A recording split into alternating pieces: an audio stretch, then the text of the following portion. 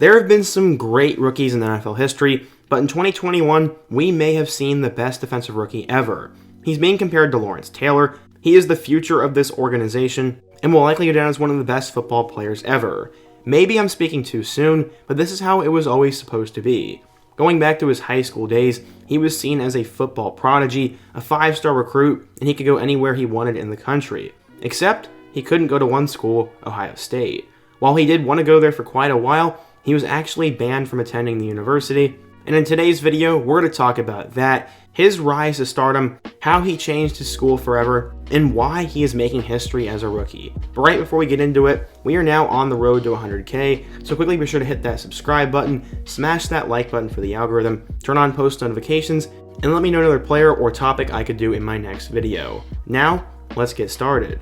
So you're probably wondering who the subject of today's video is, and maybe you do know, but if you don't, it is Micah Parsons. He played college football at Penn State and is a current Dallas Cowboy, but in order to understand the entire story, we need to go back to where it started. He believes that God put him on this planet for a reason. He said, quote, "It's actually a crazy story. I don't think I've ever told anyone this before, but my mom already had 2 kids when she got pregnant with me. She didn't know if she could afford me." The mom then said that she was already struggling, and he told Micah's dad that she thought she was going to go to the clinic. You can probably put 2 and 2 together, as Micah almost wasn't born, but he was, and he would be a gift to both the world and the football industry. As the story goes, a lady from church gave his mother a call and talked his mom out of it. Micah said, quote, "I think that is why my mom is always saying that God looks over you, and you should continue to keep doing good things in your life and give back to God. That was the one lesson that she taught me." This was instilled in Micah from a very young age, and his mother was worried.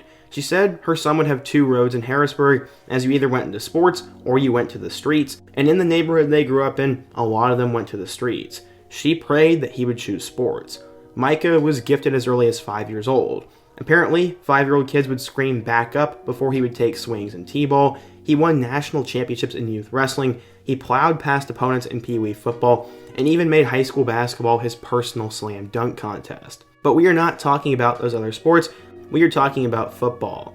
He got into the sport at 6 years old, and his coach knew his talent then. He said, quote, "He was not a practice player. If you put him in the game, Parsons would do anything you wanted him to do.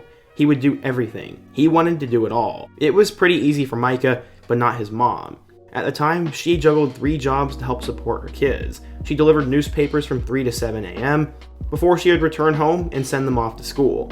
She then would take a power nap and go to her full-time job in dental insurance, and then a shift from Target to 6 to 10 p.m. From there, she'd go back home, get very little sleep, and do it all over again the next day. That was extremely difficult, but she wanted to make sure her children's future was bright, and she sacrificed it all. His parents saw sports as their kids' way out. That's why the mom worked so hard, and the dad would drive him around the country, going to different camps, even as far as Texas.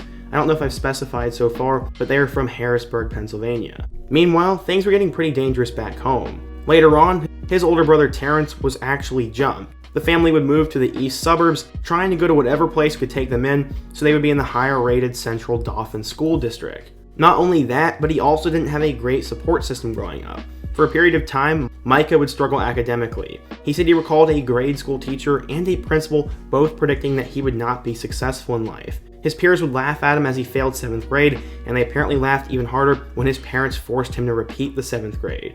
Many of the kids who were teasing him called him stupid, and this fueled a fire in his core. Where would he take that out? He would take it out on the football field. In junior high, he got into wrestling, and as a 7th grader, he started pinning 9th graders to the ground. Apparently, as the legend goes when it comes to Micah, you name the sport, and Parsons played it, and he played it well. He was an athletic freak early on, as he grew to nearly 6'4", 250 pounds as a high school freshman, and he attended Central Dauphin High School. He became one of the best defensive ends in the state, and was already a huge name as a freshman, but we will touch on his recruitment a little bit later.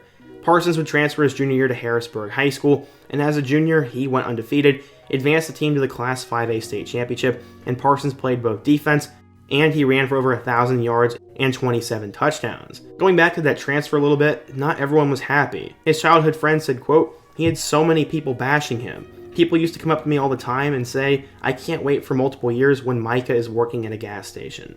Obviously, this environment wasn't great, but the nail in the coffin for the move would actually come earlier on in his high school career.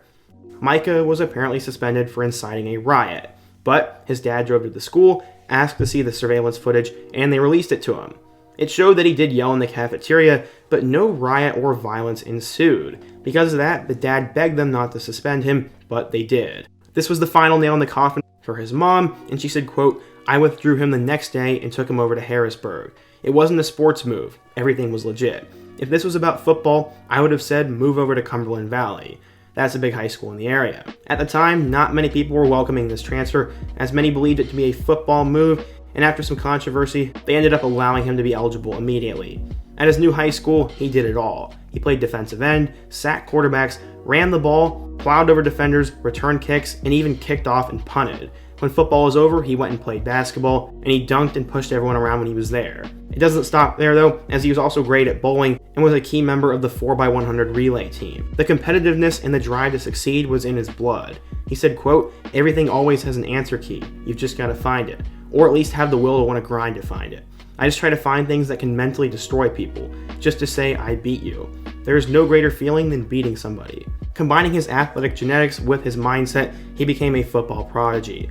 That led him to a pretty good career. But just how good was Parsons in high school, and was he respected nationally?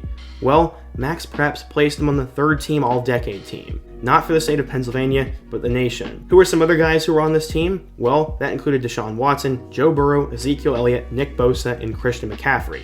That's just to name a few. So now that I've brought you up to speed on everything that went on in his life, let's talk about his recruitment. Penn State would actually offer him as a freshman in high school, and on a visit during his sophomore year, he ended up saying that he was going to commit to Penn State. He was starstruck by the big state school, he liked how it was pretty close to home, and mostly, he loved Coach Franklin and his staff. They apparently made him and his mom feel extremely welcomed and extremely special. It was a great fit, but there was an issue. They didn't talk to his dad. His dad said, quote, "Me and James Franklin never talked. Franklin should have asked if his dad was involved, but that didn't happen. That's my baby boy, and if I'm not comfortable, he's not going." That's why they planned other visits, and his dad acted as if he wasn't committed. Eventually, Franklin and the staff took notice, and they called up a meeting with him and his dad. James Franklin would eventually apologize to Terrence, and then Micah said he wanted to visit other schools. His dad said, quote, "It was a great meeting, and if we didn't have that meeting, I probably would not have let my son go to Penn State. There were a lot of misunderstandings, but we cleared the air." Apparently, many thought that Micah was going to go to Ohio State. He had tweeted about them, it was a big-time school, and he even named his dog Brutus. But a visit would change everything, and ultimately, he wouldn't really even be allowed to pick them. He visited Ohio State's Big Horseshoe in September of 2017. Micah had made an off-camera morning visit to the ESPN Game Day crew and took a picture with former Buckeye alum Kirk Herbstreit. That's apparently a no-no for college recruits. It didn't stop there though, as when Ohio State starting quarterback JT Barrett struggled, Parsons took to Twitter and said that he supported Dwayne Haskins instead. Social media and the fan base and the coaching staff was not very happy about this, and obviously, this didn't sit well with them. Although Micah had taken down the tweet and apologized for it, Urban Meyer canceled his meeting with his family and never returned a call to Micah's dad later on in the week. Basically, they had stopped recruiting him. The Buckeyes were once the favorite to land Parsons, but they actually declared themselves ineligible to recruit him after they reported violations to the NCAA on September 26, 2017. The violation was reportedly that Parsons was in the presence of media members on the set, and that visit was made public knowledge. I guess that's illegal, and they stopped recruiting him.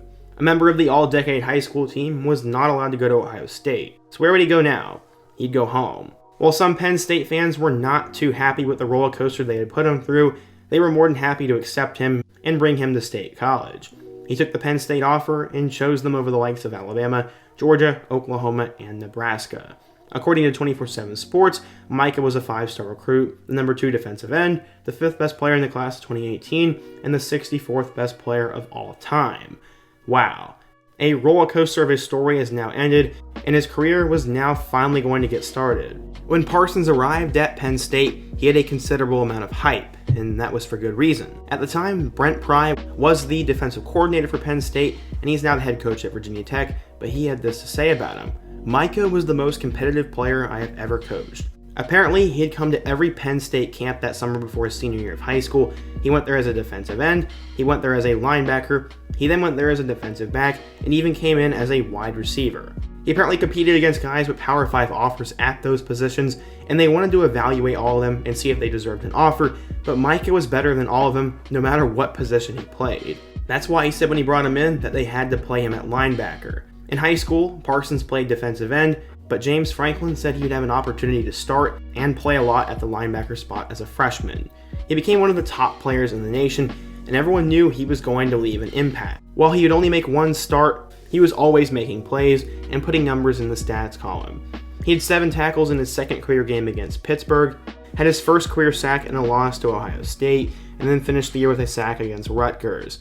Overall, during the regular season, he had 69 tackles, 1.5 sacks, and 1 forced fumble. He would then get an opportunity to play in their bowl game against Kentucky, where he forced a fumble and had 13 tackles. That showed what was to come for him, and he would finish the year as a freshman All-American, registering 82 total tackles with 1.5 sacks and 2 fumbles. The sky was going to be the limit for him, and he would go on to have a historic sophomore campaign for the Nittany Lions. This is what he thought would happen all along. He said, quote, "Only you decide what your future is going to be, and that stuck with me.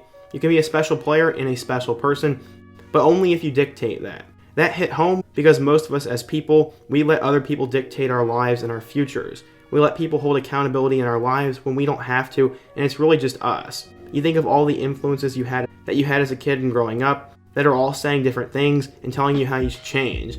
But in reality, you should just be yourself and show them why you are a boss. He would become a boss as a sophomore, and let's talk about how good he was. So, Parsons would end up becoming a consensus All-American, a first-team All-Big Ten selection, and the linebacker of the year. How did he do? Well, in their Week 2 matchup with Buffalo, he would have 10 tackles. This would set the precedent for the season. Against Purdue, he'd register his first sack of the year and also had 5 total tackles. To this point, the Nittany Lions were 5-0. He'd then have 14 tackles against number 16 Michigan, 12 against Penn State, and he had 11 tackles and a sack on the road in their loss to number 17 Minnesota.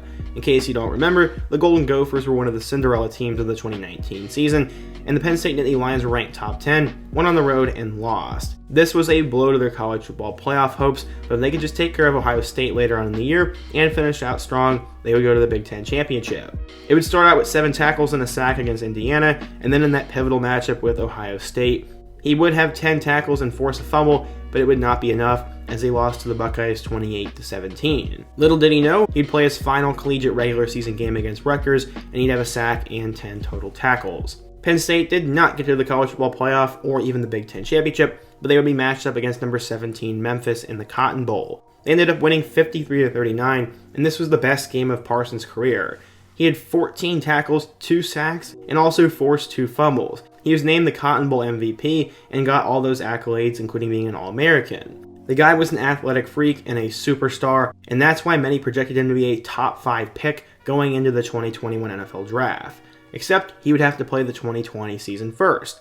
And that wouldn't even happen. As we all know, something went on in the world in 2020 that caused the college football season to be in doubt.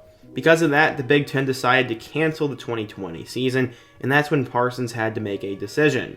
He decided he would hire an agent and put his name into the pool for the 2021 NFL Draft and start prepping and getting ready for the next stage of his life. Then he was hit with a curveball, as a few weeks later they announced the season was coming back, and since he had already signed with an agent, he had no choice but to stay in the NFL Draft, which is what he would have likely done anyways, but I saw so many fans giving him crap, even though there was no possible way for him to play. Penn State struggled in his absence, and he thought of it as both a blessing and a curse. He said, quote, "It was a curse because I wasn't playing football and able to compete. With all the injuries and a lack of prep that so many teams had, I feel like it was a blessing because you never know what could have happened out there. I don't think a lot of teams got to prepare, and that's why you saw a lack of defense and mentality out there. Definitely wasn't fun just sitting on the couch and working out. It was the same schedule every day, no different. It sucked a bit." So yeah, Parsons decided to opt out of the 2020 season, prepare for the draft, and now he was a likely top 5 selection. That is until the season played out. Many believed he was still a top 10 prospect, but other guys had shot up draft boards, and with Parsons opting out, some franchises decided they would not take him. For example, he thought he was going to go 9th or 10th, but after J.C. Horn and Patrick Surtain were taken, he was available with the 11th overall pick to the Dallas Cowboys. Before the draft, he wanted to be a Cowboy. He said, quote, "I look good in blue. You know, hopefully I'm drafted by someone in blue." He even had his 3-year-old son decked out in a blue suit as well, and he predicted his future. When he was taken by the Cowboys, he became the first Harrisburg native to be drafted in the first round, and he inspired hope in the community. A former equipment manager at his high school said, quote, "He shows the kids here that there is hope." Since then, he's become one of the best rookies in NFL history.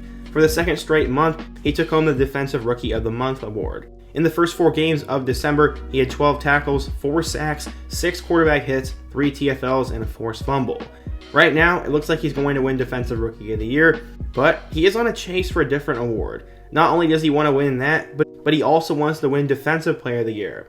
Right now, it's going to be a back and forth battle between him and TJ Watt, and I hope it goes to Parsons. If it does, he'll be the only player joining Lawrence Taylor to win both those awards in the same year. That would be insanity. When you take a look at his stats, so far he has 84 tackles, 13 sacks, and 3 forced fumbles. The Cowboys are going to be going to the playoffs, and he's going to get a chance to add more to his stat line and show the world how good he is on the biggest stage. It's crazy because when you go back in time, there was a chance that Micah wasn't born, but God had a reason for him to be born. He became a football prodigy, has inspired hope to his community, changed the Penn State football program forever, and is now probably going to go down as one of the best football players ever. What do you guys think though? What do you think of the Micah Parsons story? Who is your favorite NFL player or college player for that matter? Who's a player I can take a look at in my next video? And what other topics should I do? Also, don't forget to subscribe to the channel if you are new, smash that like button for the algorithm, and check out all my other videos on the end screen. I hope to see you guys again soon, but until next time, peace.